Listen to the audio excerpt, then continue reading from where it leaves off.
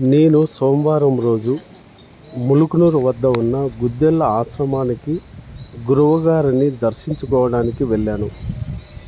గురువుగారిని దర్శించిన అనంతరం ఆశ్రమంలో అలా ప్రశాంతంగా నడుచుకుంటూ వెళ్ళాను. అక్కడ ఒక మంచి చెట్టు కనిపించింది. పోమేలో అనేది సిట్రస్ జాతికి చెందిన ఒక పెద్ద పండు.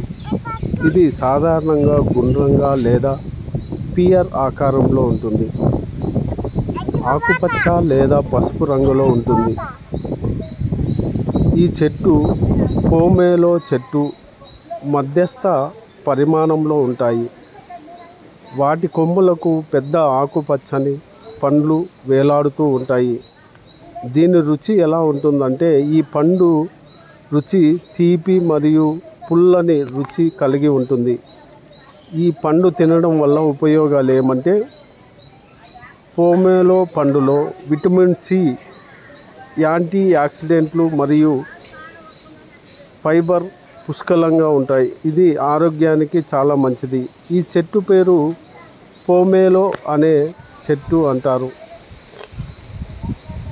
ఇది షుగర్ కూడా మంచిదని చెప్తున్నారు అక్కడ.